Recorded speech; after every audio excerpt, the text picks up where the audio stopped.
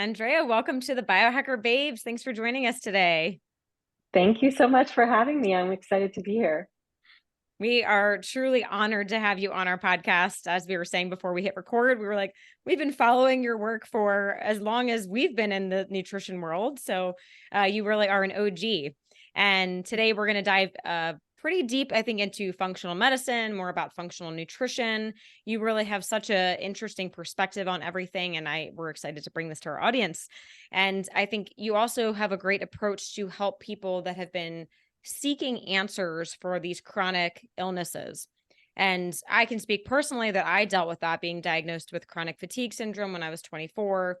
Traditional medicine didn't have any answers. That kind of led me to look at all the other places. And you have really created a great solution to help people find the answers faster. So we're so grateful for all of that. And I think just to kick it off for anyone that maybe doesn't know your backstory and how you got into this, if you can share your inspiration to what got you into all of this, that would be great.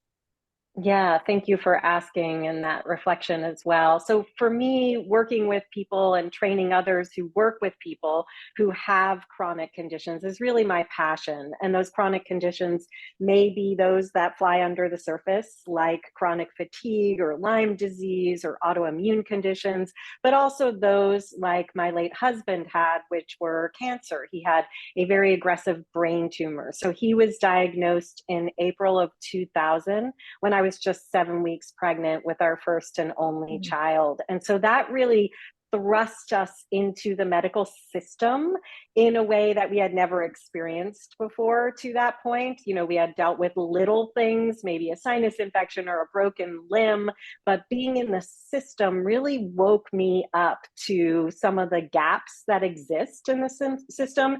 Lots of things it does brilliantly and beautifully, and I don't want to put those down, but there are some pieces that are really drastically missing. And we experienced those during the 2.5 years that he lived. He was given about 6 months to live at the time of his diagnosis, and we were able to maintain his life for long enough to even make an impression on our son, who was 19 months when his son died and is 22 years old now. So this is a long time ago, but that really, really woke me up. Like I said, I think of it as my boot camp in terms of what's missing, what needs to be addressed. And then it became my mission, my passion, my purpose to help fill those gaps in healthcare that most people who have chronic illnesses are not seeing or receiving.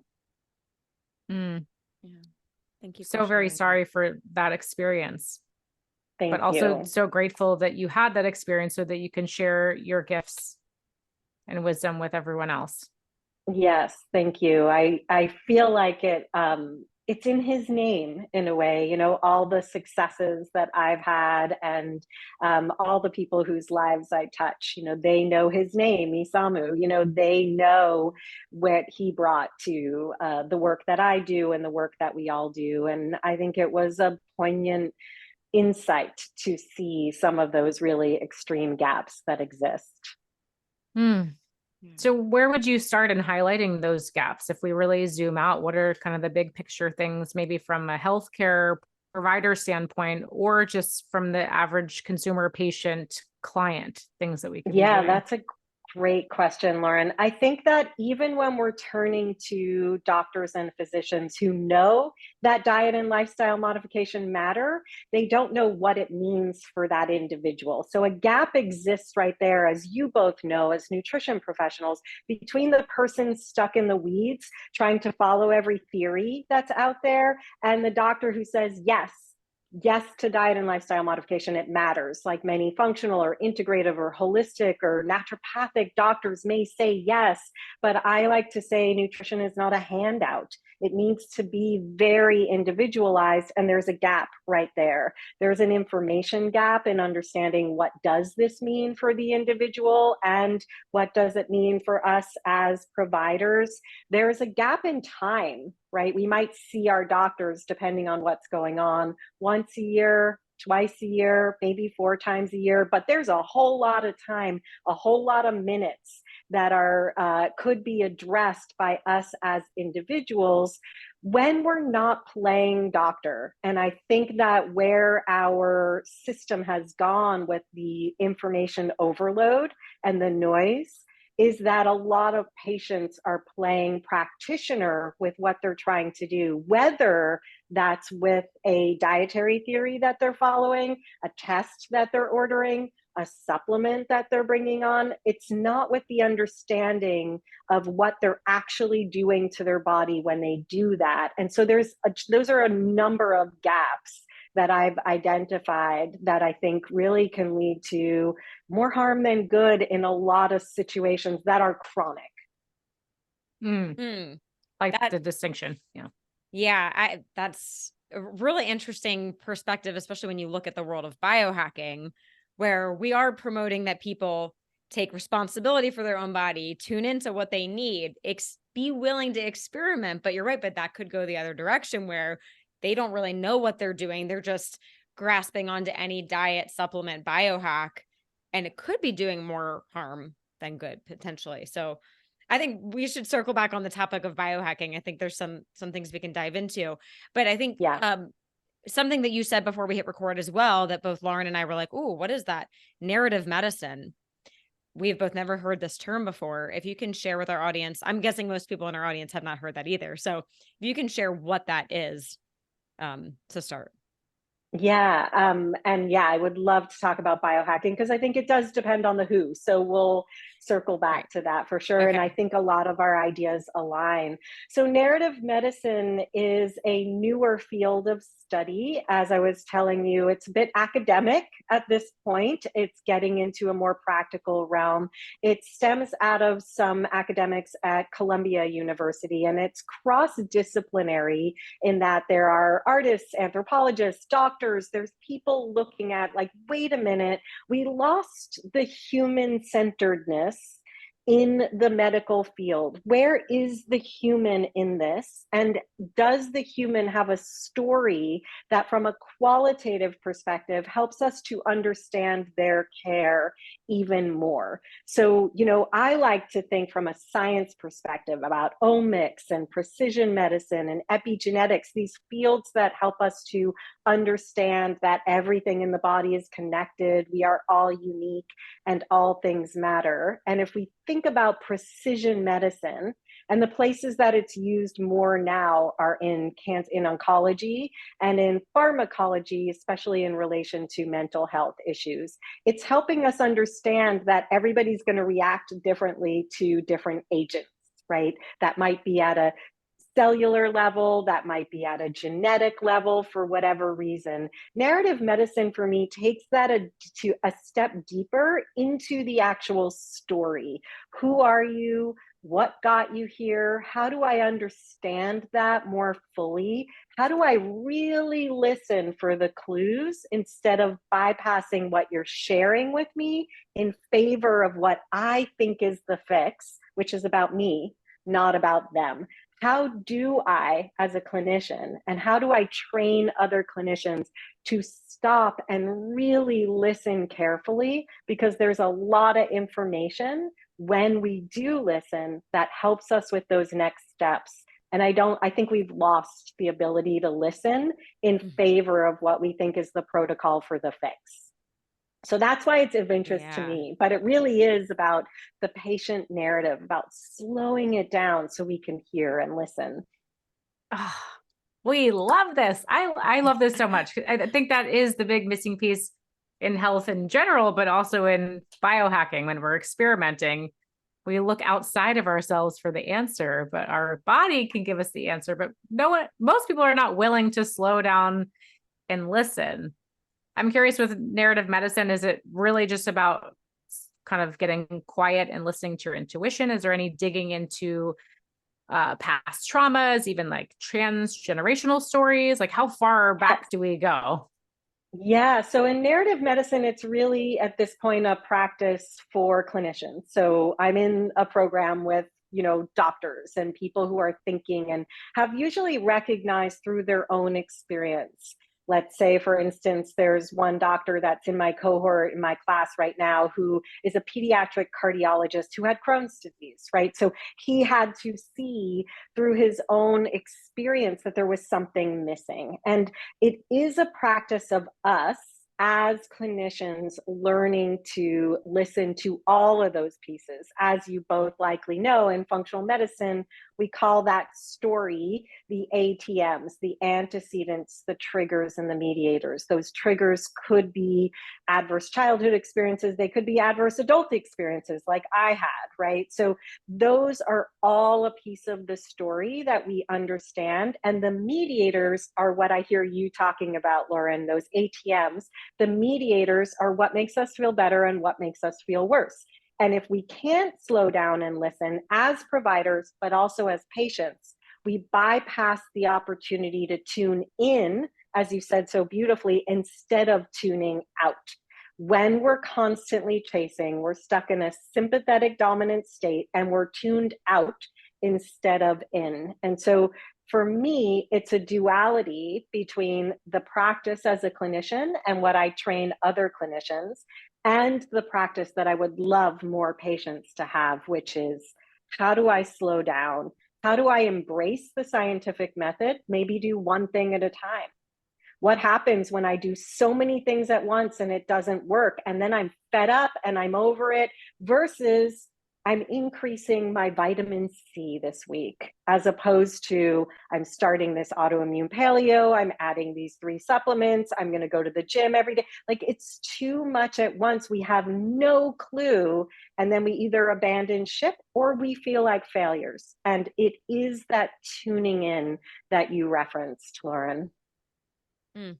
So much gold in everything you just said there, and especially with the sympathetic state. I've seen so often that people with some kind of chronic illness, you're right, they jump on this ship of I'm going to do everything, but I think they are in that sympathetic state of I'm going to change this, change that, take that, do this.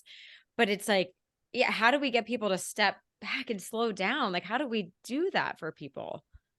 Yeah, it's so interesting. I was just talking to my publisher this morning, and she has chronic illness, and she was talking about like the pop information about autoimmunity, right? Like, how do we counteract some of the pop information that's out there where it's like, in this one moment, it might be like all autoimmunity stems from stomach acid issues, right? Like, no, it doesn't. It's never going to be one thing, and it's never going to be easy. And when we're constantly seeking, we do not allow for the deeper state of healing or that deeper sense of awareness.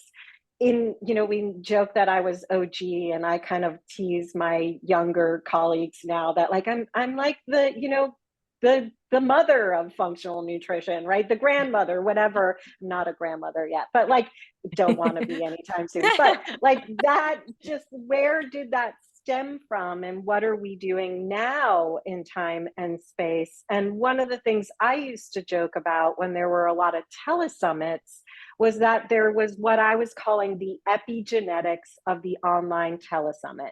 Meaning, a lot of my colleagues would come on these telesummits and talk about a symptom and a resolution through a supplement or a diet. And that was the start that I witnessed of people just adopting these supplements or self-diagnosing and self-prescribing, which, when it's not right for you, will have epigenetic impacts on your body, meaning that is how you are influencing positively or negatively your genetic makeup. And we don't know if it's positive just because somebody's online telling us. So I made a pact with myself never to make a specific recommendation about a diet or a supplement in any public setting, because I am a stand for bioindividuality and that narrative and that story and what's the right pacing and the right dose and the right experience for each individual, as opposed to giving some broad stroke recommendation to all. Oh, so We love that. appreciative of that. Yeah, we were actually our big takeaway or disappointment of the most recent biohacking conference was the number of speakers that were giving blanket statements. This diet works, this one doesn't. This IV works, this doesn't. Like, well, Lauren and I were just like grasping onto our chairs, like, are they seriously saying this? Like, biohacking, it's bio individual. How can we be sharing this? So thank you. Especially one of the greatest books in our space, Roger J. Williams' Biochemical Individuality, is not new. I think he wrote it in the 50s, maybe even before that. Like, why has that not been the trend? And why is there not a tipping point in that direction? It really is just kind of bogus. Yes. But it's, you know, the magic pills that really sell. It's the shock value. This worked for me, that are like dopamine addicted, instant gratification brains naturally prefer. So you've created some really amazing systems to slow that down and create structure. Can you talk to me? Well, you have many, so I don't even know where do we begin? What's the root? Where do we begin with your systems of healing? Yeah, I mean, I have 3 systems that I'm constantly teaching, and you usually need in systems thinking, and I'm a systems thinker, and functional medicine should be based on systems thinking, you know, systems biology, but also systems thinking. I like to use 3 because 1 is never enough. So we're kind of working between them. So for me, it's the functional nutrition matrix, which does highlight those ATMs, the story, but also what I call the soup, all that's going on inside, that systems biology, and the skill. Where are you right now? And what's that snapshot? But when I think about root cause, which is a big term these days, and I like to think of it as root causes because there is never one root.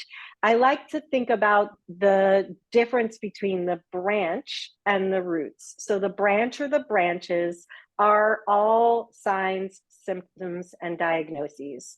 And I think it's important that we, even as patients, understand the difference between a sign and a symptom. A symptom is something we can feel, but that can't be measured. And a sign is something that can be measured. So when we go into the doctor, an empowering piece is to separate those, because we can't talk about our fatigue in the same sentence as our rash or our temperature, because your symptoms can not be detected if you're unconscious, whereas your signs can. And so I think sometimes we don't even realize the bridge we have to build. So all signs, symptoms, and diagnoses, with that tangent aside, are branches. They're manifestations of something that's going on deeper. I think one of the mistakes we make is that we're looking for the roots in a test, or in a microbial imbalance, or in a micronutrient imbalance. The roots are broader than that and deeper. So for me, the roots of any chronic condition are our genes, our digestion, and our inflammation. Those are the 3 roots. And then around each of those roots, I have a circle of influence, which is the soil or the terrain. So around our genes, we can't change our genes, but we can influence the expression of our genes. So we look at food, movement, environment, and mindset. Those are all 4 things that are going to influence. Those are the epigenetic factors that influence our genes. And we often bypass those in favor of looking at a gene, at a genomic piece of information that doesn't tell us anything. It just tells us what's possible, not what's probable or what is. And again, that's a really good example of where we're making mistakes with testing. With digestion, we have to think about where food meets physiology. And I know you talk about this a lot on the podcast. If digestion isn't optimized, it doesn't matter what we're eating, because we could be eating, quote unquote, the best diet ever. And I don't like to think of it as healthy or clean. I think those words can be really damaging for some people. It's really about how do we get what we need out of our food. And so there's a circle of influence there: mechanical, chemical, structural, microbial. And then the root of inflammation is really broad: clear, calm, enhance, and modulate. And we might need to clear a negative thought pattern. We might need to clear a microbial infection. We might need to clear an environmental toxin, but we also need to calm the nervous system the immune system, the entire inflammatory reactive hormonal system. And that's where we start to think wider and deeper as opposed to playing target practice with a branch. Mm-hmm. So where would we start with any lab testing? Would you do a genetic panel just to see what's happening there? Or No, just I start not with even serum labs. serum So labs? for me, Okay. I start with serum, a broad array of serum labs, because I feel like if we don't have that foundation, we're building on quicksand. I just met with somebody, and I don't see, my team sees clients. I don't see clients anymore, but I always keep a few people in my circle so that I'm looking at things. And she's working with the top functional doctors in New York City, and the things they're bypassing to me are alarming. If your red blood cells, if your iron, if your sodium, potassium are not functionally sound, you can be doing all those other tests, but you're literally building on quicksand. And so for me, it's really amazing what we could be fortifying out of the labs that our regular doctor will order. Granted, mine might be a more extensive panel than they want to offer if they're a conventional doc, but there's so much information in serum labs, and there's so much to do before we have to spend the money on any of those functional labs. And Renee, I know you love Ruscio's work too, Dr. Ruscio, and he and I are very aligned in this thinking of like, why are we, if there's something to do, why are we getting that testing? That's expensive. It's going to tell us we need to go back anyway. And so for me, it's really about do testing when you need more information and not before that. I guess that gets into the narratives. Like some people have this internal narrative. They want to keep seeking a problem when it could be simpler. So that's an issue in itself. But I wholeheartedly agree with the serum testing. And I see all these direct to consumer lab tests, which I'm assuming you have an opinion about, but we've given so much power to the consumer, but we're not even giving them the right markers. So then it's like a flood of information. To what end? Exactly. And so much, I love testing too. I love to see microbiome and a Dutch test, for hormones. I love it all, but only when I need it.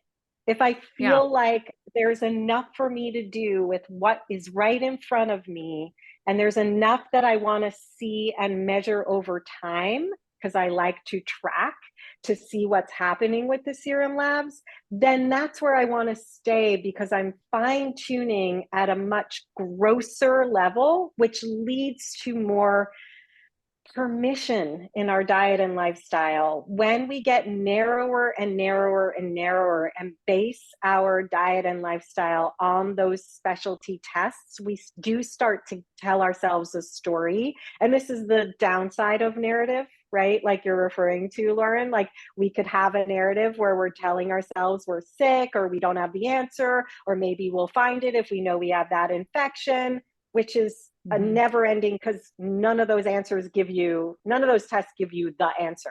They're not meant to be protocol based. Oh, you have this, do that. It's giving you pointed information that could shift based on a broader array. Let me just give an example, because sometimes I feel like I'm speaking in tongues, and it's like I'm speaking something really simple, but it's with the complex understanding. So let's behaviors, say we do I'm assuming. Exactly. Yeah. I mean, if we have like a microbiome test that tells us that we don't have the right balance of pathogenic and commensal, good and bad bacterias, we could be looking at diet before we even get there, and looking at what are the foods that feed the microbiome. How do I work on prebiotic foods and short chain fatty acids and fiber, and look at polyphenol rich foods and our resistant starches in addition to probiotic foods. What do we do, and where would we be doing that anyway, based on what that person is experiencing with their signs, symptoms, and diagnoses? And then why do that testing now to tell me I have to do the same thing? Yeah.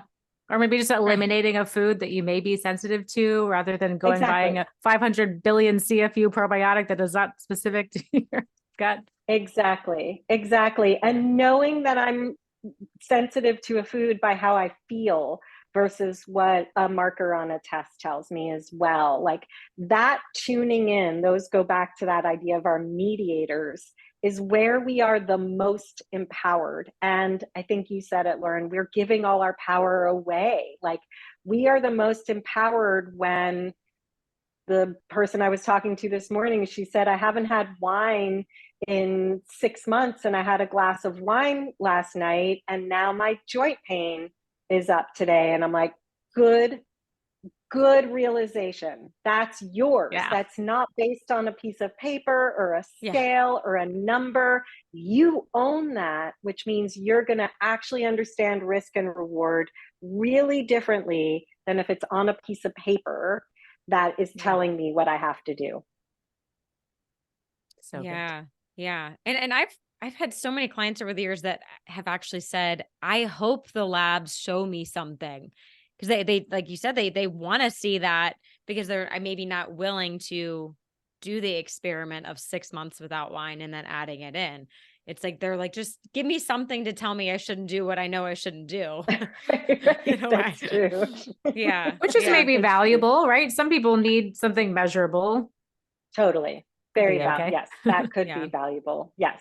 I think we only get to the point where we're willing to do the 6 months, unfortunately, when we've been down the path of trying. And, you know, this is what my book is about. And it's a hard message. So it's constantly like this, you know, who wants to hear that managing your chronic health condition is work? Sorry. It's not the sexiest message around. But it's a good one. It's a good one. I think Dr. Gabrielle Lyon in her new book said the best biohack of all time is hard work. I was like, oh, yes. Shoot.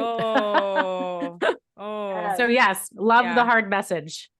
Yeah. And I'm curious, I know you have dealt with Hashimoto's. Have you found that, does it take more work over time as you get older, or no, you know all the things and it's actually an easy part of your lifestyle now? Yeah, it's so like a non-issue for me at this point, which doesn't mean, you know, the hormones aren't changing and that other things become like, how do I shift that or shift this or what's going on there? But it really is recognizing that change is inevitable. And how do we live with it? How do we change with it? Because we're not going to reverse certain things, right? Like, so my Hashimoto's feels completely, knock on all sorts of wood, managed and manageable and not even an issue for me. Like I'm not tempted by things that aren't good for me. The risk reward is very clear to me, which doesn't mean I'm perfect. It means that I know my wiggle room, right? Which I think is true for all of us. And then hormones and aging. I mean, there's so much like menopause hacking out there these days. And I'm like, I'm sorry, your body does not produce eggs anymore. Like, let's just be real. And as a result, the hormones are going to change. So what does that really mean? We can't bioidentical hormone our way out of menopause. Like, you can't. It's not going to do the same thing. But what then does it mean to own that phase of life? So I think to answer your question, Renee, like the Hashimoto's, the autoimmunity feels manageable to me. And there are other things that come up that are like, okay, now what's this? And how do you recognize the realities that come up with each of those changes in life? There's never a destination, I guess, is the point of health.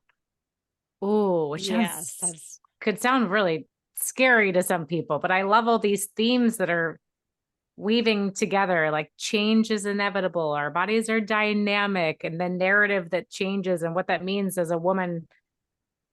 How do you encourage people to just be grateful for the present opportunity, knowing that there will always be challenges? Yeah, I think it is coming out of that quick fix thinking. So, we were talking earlier about gaps and traps, and I do think of the quick fix as a trap that we get into as practitioners and as patients. We think it exists.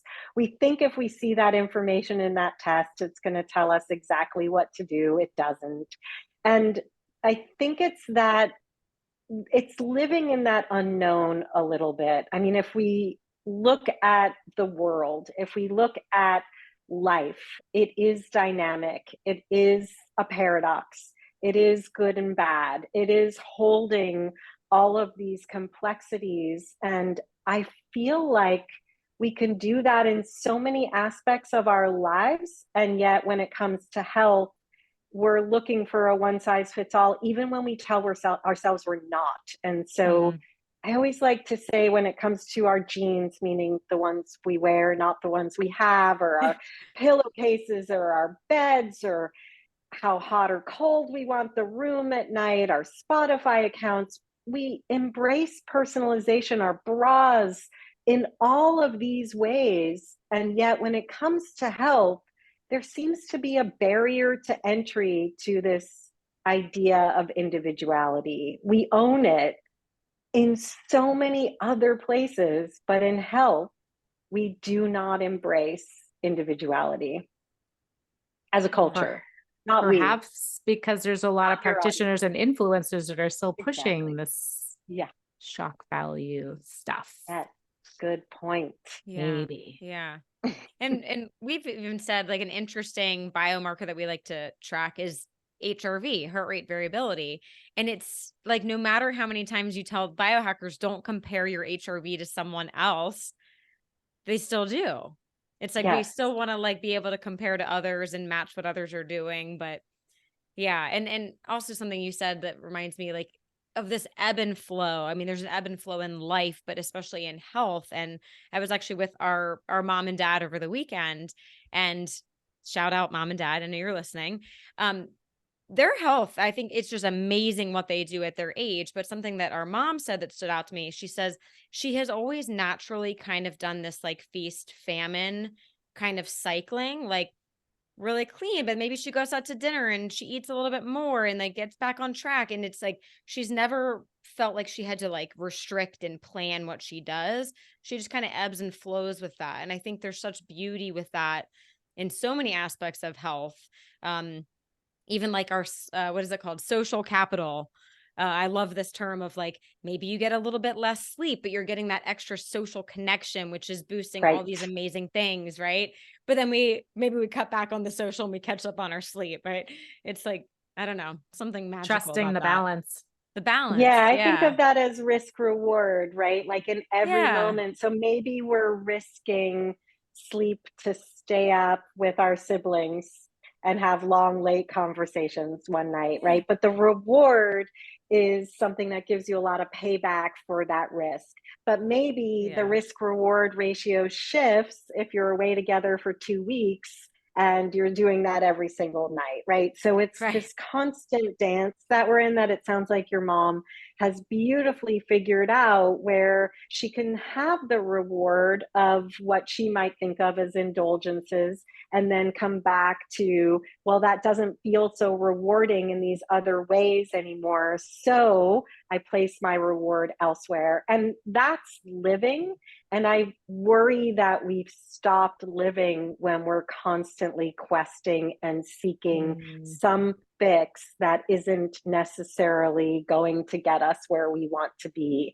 And, it doesn't mean like I don't eat certain things. I just don't eat them. That's not, for me, that's too high of a risk. So it doesn't mean it's like feast or famine in everything, but feast or famine is a risk reward in other ways for me. Yeah. Yeah. So for someone where that trust and balance is not just an inherent skill or gift, how do you approach that? Maybe it's looking at the balance of the qualitative to quantitative, but for someone that is so distrusting of their own biofeedback, maybe it's someone that says to you, just tell me what to eat. Yes. Where do you go towards your tiers of healing? Maybe this is That's not a our system. I really guess, where great do you start? question. Yeah, that's a really great question. So I do try to presence what's on the matrix, what's true now, those three roots we were talking about, and the three tiers is that third system where I'm looking at non-negotiables. Tier one are non-negotiables. Tier two is deficiency to sufficiency. Tier three is dismantling the dysfunction. Tier three is where we're often jumping. We often want to jump to what's wrong, fix it. I'm saying that if we address tier one, tier two, we do address tier three. We're just getting there in a more sustainable and indirect way, like a big hug instead of a target, right? And to a biohacker, when I say deficiency to sufficiency, that might mean testing, but that's not what I'm talking about in terms of like micronutrient testing. I believe we can look at deficiencies again more broadly. So, are there deficiencies in social interaction or love or hydrochloric acid or vitamin D or insulin, like baseline things that we might think of deficiency to sufficiency? And of course, on the other side of that is toxicity. So, is there a spectrum we might look at for you? If I back that up even further and go to the non negotiables, for me, the non-negotiable trifecta is always sleep, poop, and blood sugar balance. Of course, each of us are going to have our own non-negotiables as well. I need to be engaged in certain kinds of podcasts and listening and intellectual engagement. You are going to have non-negotiables that are true for you and what you like to do socially and physically. Our physical non-negotiables may be different, but it's knowing to start with, what do you know makes you feel better? What makes you feel worse? Do we know anything there? Let's start there. Those become part of our non-negotiables. I'm helping you see you actually know more of yourself than you think because you know the answer to some of those things. And then let's talk about sleep, poop, and blood sugar balance. And when I talk about blood sugar balance, you don't need to wear a CGM. One day you might. I love a CGM, but how do we just think about fat, fiber, protein at every meal? Let's play around. Let's look at breakfast. Fat, fiber, protein. How do you feel when you eat this breakfast or this breakfast or this breakfast? Repeat. I'm just bringing people into a slower method of self-awareness as opposed to just tell me what to eat. I might go, okay, what do you eat for breakfast now? Oh, nothing? Let's try these three things. And how do you feel day one, day two, day three? Any difference?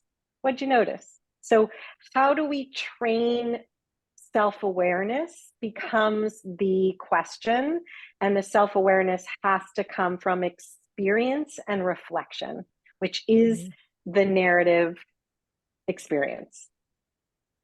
Yeah. So is this something that people should be like pen to paper journaling or doing like certain questionnaires to track? How do they get Yes, started with that? I'm a fan of all sorts of tracking. And today there are many more trackers available. I mean, the one I joke about is like when I was trying to get pregnant, I created a little Excel spreadsheet. This is 23 years ago that I had like pinned to my bathroom wall with tracking my temperature. Now that's all in like apps. So I love what I call food, mood, poop tracking. So people tracking mood, I put in quotation marks. So what'd you eat? I don't care about amounts. Just what was it? What were your signs and symptoms? So not just your mental mood, but your body's mood, tired, pain, anything falls under mood. And what was your poop? And can you track that without trying to analyze it? Just collect information. That said, I've done a lot of work now in the last 3 years with people who cannot track their food because that's a very triggering experience, whether they have histories with disordered eating, trans folks, people who don't have choices around what they eat, people who tracked too much in their life and then they're anti-tracking. And so how do we just look at your symptoms through the day and say, are there times of day that I have symptoms that I can look at, and is there some backwards information I can gather from there? So food, mood, poop tracking, I like people to do a sleep tracker. Again, this is a questionnaire because people will say, I have a hard time sleeping. And I'm like, what does that mean? Do you have a hard time falling asleep? What time do you go to sleep? What's your bedroom like? Are you waking up in the middle of the night? What happens when you wake up in the middle? You know, all of the questions that help us say, where do we go from here? Because that can give us more information when we go a level deeper. And supplement trackers, lab tracking, even if you don't know what those labs mean, how do they look over time? How do we show up as better patients with our expertise, which is in ourselves, versus the expertise we think we're supposed to have, which is somebody else's expertise? So tracking helps us to say, here's what I've noticed to be true for me. Practitioner, Renee, Lauren, what can you help me see with this information I've gathered about myself? Not gathered based on an Instagram influencer, but I've gathered about my own self. And so for me, anything you can track, your cycle, your sleep, your water, that is where we start to go, oh, interesting. I tracked my food and I'm not eating any red ever. Like, get your markers out, just have a little fun. And there's so much information there that we're bypassing in favor of that external information or validation, which doesn't actually tell us about ourselves. Yeah. Yeah. Such a good point. How often? Go ahead, Renee. I'm still thinking about how to phrase this question. Just a story about, so when I was 10, I had a lot of digestive issues, and my parents took me to all the doctors. They're trying to figure out, endoscopy, colonoscopy, food allergy testing, all the things. And then it may have been a dietitian that actually said, keep a journal. Every time you get stomach pain, do a big circle around that and see. And it wasn't about quantity. It was just write what you ate: eggs, cheese, da da da. All the stomach pain, it was around driving to school, going to dance class. It was all emotional triggers, I guess, anxiety triggered. Yes. Food, it wasn't about the food. It wasn't what I was eating. Yes. But anyway, I think that was 27 years ago.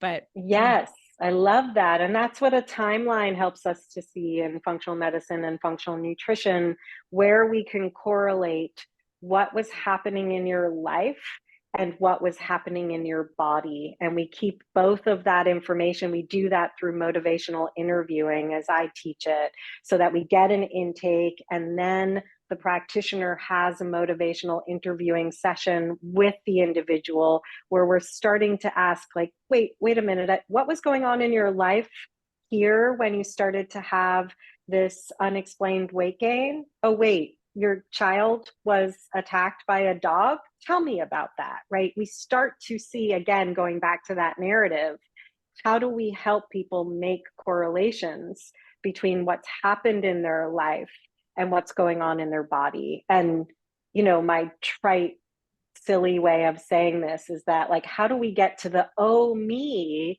versus the why me? Because we're living in a why me state. And when we start to correlate, like, how is that connected? Why was my divorce related to that anxiety and stomach pain? Like, what was happening? And then we bring in that deeper awareness. So it won't come like that, like, flick of the fingers, but it is a process and a journey that helps us then to really take that care of ourselves instead of giving it away. Yeah. And it's such a lasting tool that you don't have to handhold forever, which, I mean, you're giving them their power back, as you said, and so that they can continue to navigate life as in all of its dynamic nature. I think that's the best kind of practitioner, I think. Yes. So I'm still unclear about how to ask this question, but really determining, like, who needs to do more of the quantitative tracking versus the qualitative. Because I've had people clients that come in and they're like, I don't want to do any of the data. I'm afraid of it. But then if I can get them in, it opens up this whole world. And then there's people on the other side where they just want to do all the quantitative stuff and don't want to do the silent reflection. How do we get people to cross to the other side? I'm curious, maybe there's something in the motivational interviewing that makes it very clear what part of the puzzle they need. Yeah, I think that's a great question that brings us kind of full circle back to the biohacking, right? Like biohacking is a great opportunity for people who are looking to optimize, right? So when you're optimizing, that's a great place to say, like, I feel good, I want to feel better, I'm thinking of longevity, and I want to like do a little of this or that, or what am I supporting? And then they're likely already tuned in to some extent. I mean, I think of my boyfriend who's very fit, works out hard every day. He's always talking to me about like the science of, this is what's going on with this, and this is how I can manage my blood sugar because the gluconeogenesis, and he's not a scientist, he's an engineer, right? So I'm like, okay, whatever, right? Like he's not sick, knock on wood, right? So I think that is the difference. When the time for the real qualitative work is unfortunately often when people have hit an edge. Either they hit an edge in a diagnosis that is seen by medicine as something that's scary, potentially terminal, or they've hit an edge in terms of having something that is underseen and not seen, or often gaslit by our medical situation, and they're striving and can't find answers. I think it's unfortunate because I think there's a true benefit in doing this work no matter how we're feeling, but it's just not culturally what we want or think we need because nobody's spending time there. Just a good analogy, in some of the qualitative research I'm doing right now in narrative medicine, I'm interviewing young adults who had severe allergies to a food as a child and how they live their life now. So those 20-something-year-olds live their life with a sense of fallibility, because the world is filled with lions and tigers and bears, because you can be exposed to dairy or peanuts anywhere and you've learned that that's something to be scared of, and you've actually experienced the fear. That young adult lives a very different life than a young adult who has not had anything like that happen and thinks of themselves still as infallible. Nothing's going to happen to me. And so we live that life of feeling like we can overcome everything until we can't. And that time hits for all of us at different stages. And I think it's unfortunately that place in life where somebody says, there has to be another way. There has to be more than I'm being offered. I've tried. I'm at the end of my rope. Nobody can help me. All of those things, I think, are what then lead us to, so then what? Yeah. Kind of hitting Such that a delicate point. Balance of like recognizing your mortality, but hopefully not waiting too long. Yes. To And dive I don't in. know. Yeah, I don't think most of us live like that. It's preventative care in a way that if we lived like that, we would live a different life than we do today in so many ways. I mean, you often hear of meditation or HRV, and these practices that bring people more internally often come when somebody has had a mental health crisis or experiences depression or anxiety that they find they can't manage. Then they adopt these practices. Whereas we know research tells us that meditation is good for all of us. And yet it's a hard thing to embrace until something occurs that kind of puts it into our faces in a different way. Mhm. Yeah, that's human nature right there for you. I Yep. I don't know that I would be so into biohacking and health optimization if I hadn't totally crashed at 22 or whatever.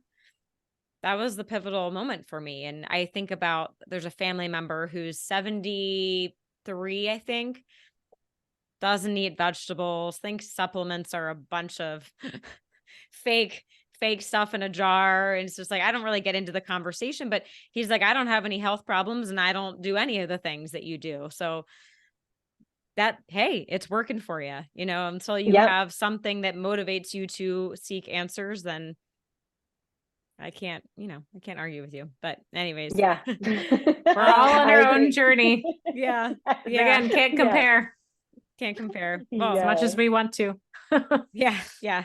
Well, Andrea, thank you so much for sharing your incredible approach with our audience today. I think we would like to ask one final question. If you can leave our audience with one piece of advice, something they could start doing today to optimize their health or wellness in general.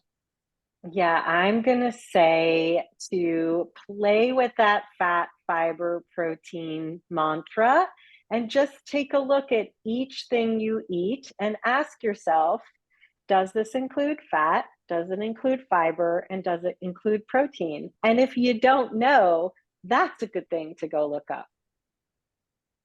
Yes. Yes. Yes, yes, yes. Yes.